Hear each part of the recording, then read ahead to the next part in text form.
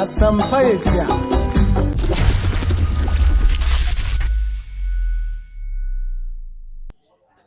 Hello, welcome to Quick Tech. If today is your first time here, please don't forget to subscribe and hit on the notification icon. So today we are the IoT Hub meetup. So I have with me some gentleman here. I want him to introduce himself so we can have a chat.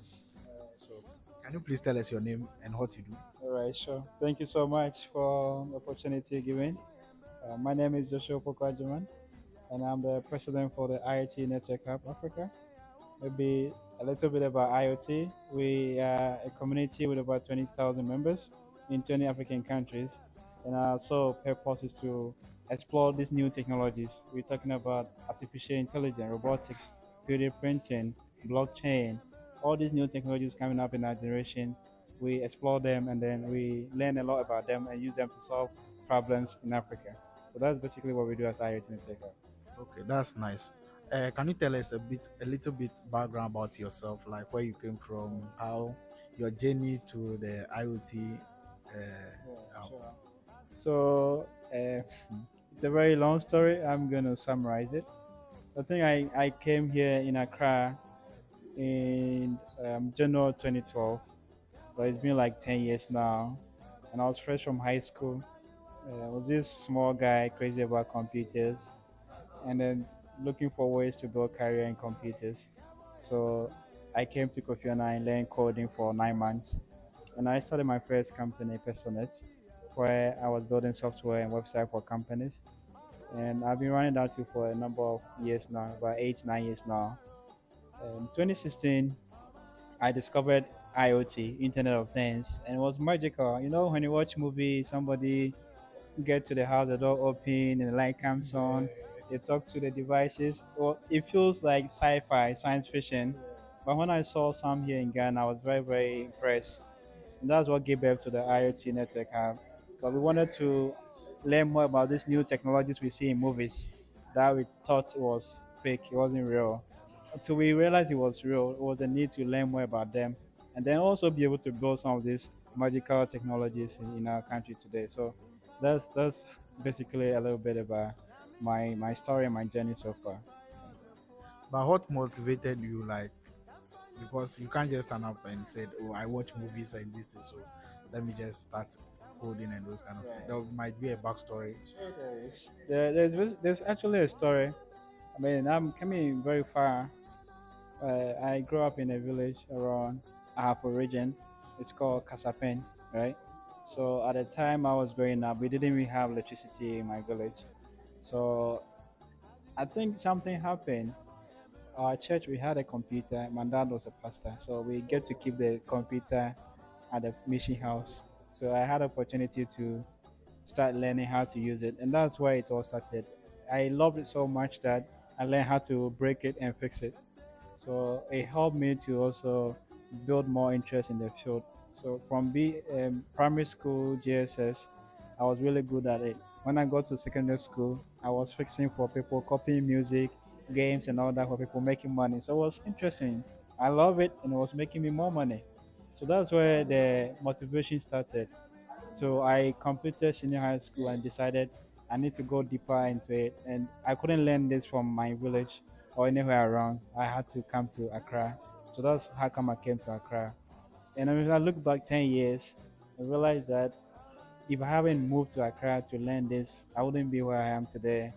Because today, well, you would say I'm one of the leaders in new technologies on the continent now. I've been featured in BBC. I have been featured in Forbes magazine. I've been featured by United Nations. Companies flow me around to do programs and training for them. So I think it has really been a very good path I chose. But it was risky, but it has always been the best decision I had to make in my life. Okay, that's nice. So, what has been the journey been of putting up the IoT network hub? How has it been? Because I know in the country here, coming up as an entrepreneur is very difficult. Like people will reject you for most of the things. So, how has the journey been for you? You're right. When we started, it wasn't easy. I remember 2016, we started this new thing. People don't even know what it was. it was even difficult to convince people that IoT basically connecting the devices to the internet. Like there's no way people could understand.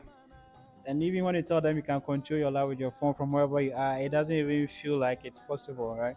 So the journey was quite difficult. And you see, what we do here is not for profit. We don't do it for money. In Ghana, if you're not doing things for money and you have to sustain it, it can be very hard if you don't get support. So the journey, I would say, it has been really, really hard. I think I will thank my team. I had team, very good team, very supportive that volunteer for 6 years of our life. People volunteered to build this. Nobody have been paying us for 6 years. And the reason why we probably feel like we need to do this is because if you look at the future, the internet came, it created a whole new opportunities.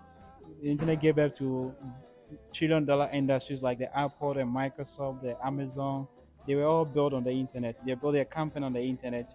For our generation, what we see is that the next big companies are going to be built on these emerging technologies. The AI companies, the IoT companies, the blockchain companies. These are the companies of the future. So if you want to build the next billion-dollar, trillion-dollar industry, it has to be around these technologies. I think that's one thing that keeps us going, regardless of whether anybody supports us or not. But I'm also proud to say that we've gotten the government support under USTAT. So we have some cash from the Oh, okay. government now. So I can confidently say that when you push harder to some limits, the support comes. But it's always not easy, right? Okay, that's nice. So who can be part of this IoT hub? So the mission of the community was to make it open to everybody. So everybody, either a youth, you're a professional, even you're a grown up, you can still join us. Today you saw some old men and women joining us. We feel it should be a place where everybody can come around to learn new skills. You can learn from the classroom or you can learn from any institution in the country at the moment. You can come around and then learn them. You also come around to connect with like-minded people, people who are probably learning the same thing you're trying to learn, people who can provide you with mentorship and guidance in any field you want to pursue. Or even if you have a project you're working on and you're having challenges, you can come here, get experienced people who have been there before, share your challenges with them, and then get them solved. So we open to everybody, and you can join us on Telegram.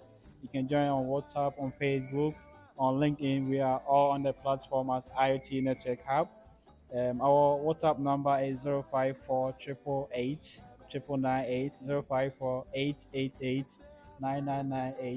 So if you have this WhatsApp number, we have WhatsApp groups. You can join any of our WhatsApp group from any of the regions or any part of the continent. Wherever you are, we have a group for all these 20 African countries you can join. So it means it's now a continental something. Oh yeah, now we're even taking it global. So we started here in Ghana with a focus in Ghana. Then we had opportunity to come to Kenya to talk about our projects, and then they were impressed and happy. So they started to have their chapters in Kenya. Then Gambia came, Nigeria came, Rwanda came. So now we're in about 20 African countries. We also in the US and UK. Oh So our wow. Ghanaians in US and UK also want to have the same sort of environment to learn more and build more. So we didn't talk globally. We started Ghana and then Africa opened up to us. Now we even open up to the whole world. Maybe someday might be in India and another continent too. Yes. Yeah. So someone with no IT background can that such a person join the That's a community? very interesting question. If you look at the future, most of the opportunities are in the digital space. Even if you don't have any IT background, but you just have the interest, you want to learn something, you're open to come and join. Today, for instance, we have a number of members who are not familiar with what we learn today, but they're able to learn. We always start from the basic, the very basic, so that anybody who have no tech knowledge or experience but can use a computer or a laptop should be able to start learning interest in different skills and be able to learn something. The goal is that if you keep coming for 12 months, by 1 year you should have learned something to even earn you a job or something. Yeah. So that's what we're trying to do here. So my cameraman said I should ask you, does it pay? Well, I would say in the kind of world we live in today, it's no more about academia certification, all right? You can have your first class and still not be employed. If you're also in the tech space and you have skills, Like if I can build apps for you, I can build website for you, I can build product for you, I can easily get job. Even people do not have to know you. Once you can show them your portfolio of works you've done, it's enough to get you contracts and projects. So if you should ask if it paid, I would say yes, it pays to have good skills that are highly demanded, even if you don't have any certification. I haven't been to university all my life. I don't have plans going either. Why do you have to go to university? I am asking myself every day because the kind of knowledge I have, the kind of things I can do, I can build my own university if I want to, right? So it shouldn't be always about getting the certification or getting the paper. But once you have a skills, you always stay competitive. I just came from Gambia. Somebody sponsored me to go and do a training. They pay me to do that. I didn't get this from the classroom. I learned on my own. So that's the some of the opportunity we want to create for those who can't get to the university. A lot of people are not able to go to university because of financial challenges. They can attend IT meetup, learn some skills, and then be able to start their own life and career. Okay. So can you share with us one of the biggest projects you've done so far? Well, for projects, I think our biggest is yet to come out very soon because we're looking at a product that can be sold to every student in Africa. So that would be very big. However, I would say apart from IoT, I have also had a number of businesses. As I mentioned earlier, my first company I started at the age of 19. So that was Personet. And I'll say with Personet, I had $1 million contract sometime back in 2019. I had a contract and I was very surprised that as young as I was, I could have a contract of that weight. So I believe you mentioned again, the challenges are there, but if you have to push hard, still get some work done, and you can prove to the people that you can do the work, and you have some record to show that these are the work I've done, they'll be confident to trust you to do the work.